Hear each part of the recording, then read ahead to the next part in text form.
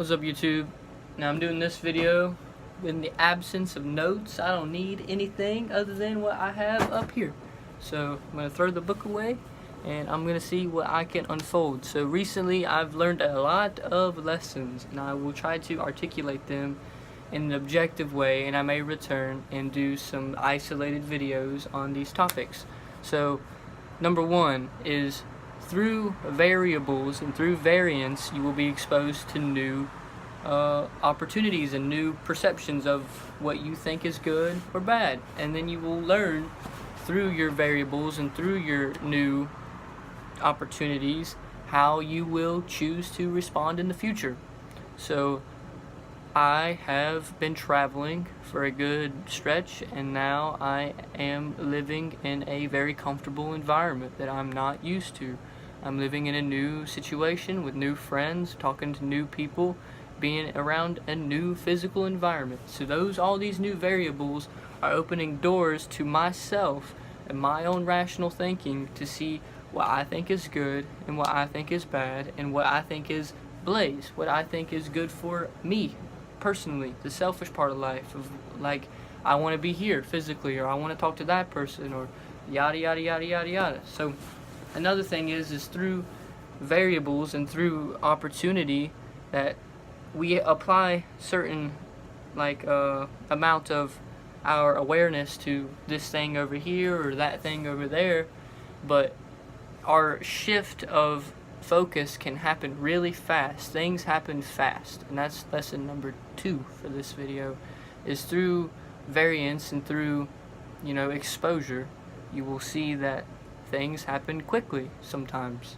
That all of a sudden it may start to pour rain, or you may drop your favorite thing and shatter it. You may discover something that should have been discovered a long time ago, like that. And that is just the way that life is. It's a little bit unpredictable, and that's kind of beautiful, but it's also, you have to be aware that even though things may be going well now, or they may be going bad now, that things can shift like that. The world could end. A black hole could suck us up, or whatever. There's a million what ifs and a million, this could happen or this could happen, but in reality, you are going to perceive and interpret what's happening in the moment of your existence, and that's always now. So you can understand and connotate what happened yesterday or a moment previous to this moment, but in reality you're doing it within this existence and this awareness. So this video was recorded into you in the past, but you'll be reading it, and not reading it, but hearing it and perceiving it right now.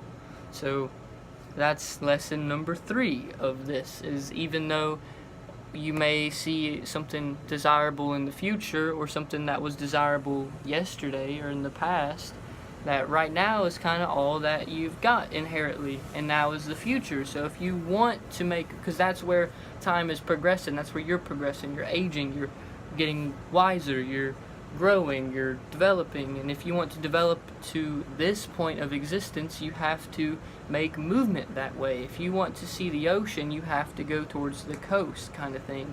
If you're thirsty, you must find water. And if you want to be a smart, successful, powerful person, then you must develop your character in that way, which is easier said than done. And that's lesson number 4, is that the hardest things in life are usually, or the most rewarding things in life are usually the hardest to obtain. So the things that come easy and convenient, we get desensitized to because it was so, we didn't have to apply a lot of passion towards, we didn't have to really try, we didn't have to do that too often. It just kind of was presented to us, and then we're like, okay, well, here it is, and now I see it and I understand it and I have my hands around it, but now I'm kind of bored of it because it wasn't a goal really. It was just kind of like, oh, here it is. So it's set your bar high, set your standard high. Be picky about people, places, things. Like, don't be too picky or you'll lead to isolation and arrogance.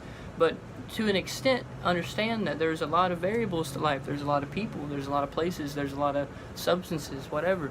and there's a lot of ability to expose yourself to new opportunities. So through that action, we will be, excuse me, I will be exposed to new things, and that is what it's kind of all about.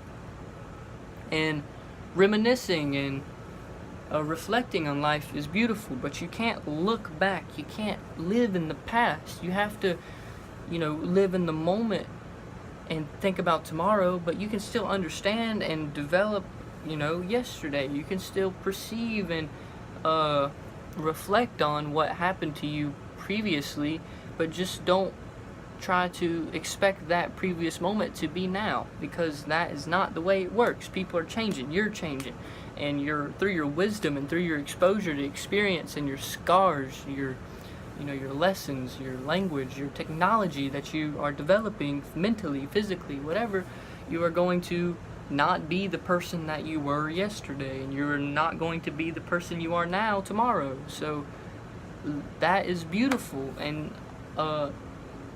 intimidating at the same time. Like, if you want something, go get it, but don't expect yourself to get it easily. And if you truly are aware of the fundamental probability of life, don't expect yourself to get it ever, but try, attempt, make progress towards that thing. And it's funny because to me, I'm speaking in metaphors to myself. Like, I will hear this video and understand what I am thinking about, but you can hear this video and objectify how it will relate to you. So a big part of life too, this is a fun one, is intention and understanding and how they coexist.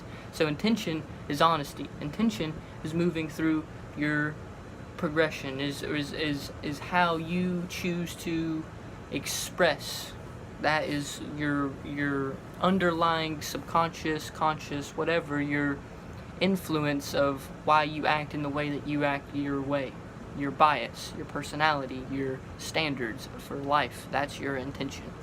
But understanding is understanding that your intention is going to have consequences and not always going to be interpreted as the way that you intended it to be. So two atoms never touch. My fingers look like they're touching, but in reality there's space in between no matter what. Two atoms, two people, two consciousness never touch, but we share a communicative space. We share life, we share existence, we share nature, we share potentiality, and through that potentiality is this capability to connect, and through connection we build intimate and hierarchies of intimacy and hierarchies of respect and acknowledgement and pressure, kind of, and that is beautiful. But in order to really understand, you have to take into consideration that your interpretation and your subjective intention will not be, you can't expect that thing or that person to respond in the way that you intended to.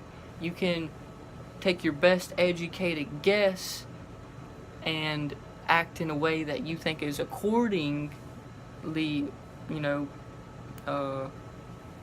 progressive in that moment, but also don't expect that other thing to know exactly what you're saying or what you're doing. So, bam, there's a bunch of thoughts. I'm putting them out there. They're on the internet for the rest of life. My grandchildren might see this. My ancestors might, figure out some shit and time hop to the future and see this. I don't know, but I'm saying it for now. And that's another thing is, last thing I'm going to say is that every single little expression, every single little fundamental vibration, every single little, what's the word? I basically just said it. Every single bit of you and what you're doing and your footstep, your voice, every single thing about you extends into this grand big ocean of awareness, of this collective feeling. Like literally every sound that's coming out of my mouth is going through, it is being bounced off the walls and dispersed into infinite kind of kinetic energy, and it's going to move infinitely, but in so many different connections that eventually it's going to hit everything, and that's beautiful.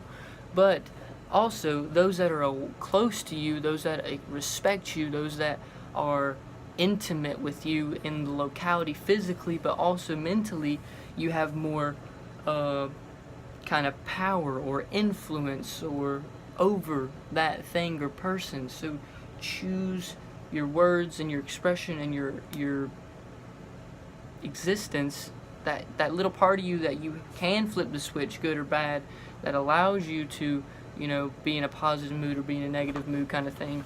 Choose that awareness wisely, because that will influence those who are directly affected by you, and in reality we're all directly affected by you. So be honest with yourself. I'm not saying life is all about happy, we are all one, blah blah blah, this is utopia. It's not. It's both. It's heaven and hell. Life is love. Love is not gushy mushy bullshit all the time. Sometimes love is something that like a smack in the face kind of thing, tough love kind of feeling. And so be honest with yourself and open up those doors of new interpretation, while also being aware of the consequential response to your action. So be wise, my friends, and I appreciate every single bit of this life and your life and our existence and whatever. And I'm just getting too deep, so be good, brother.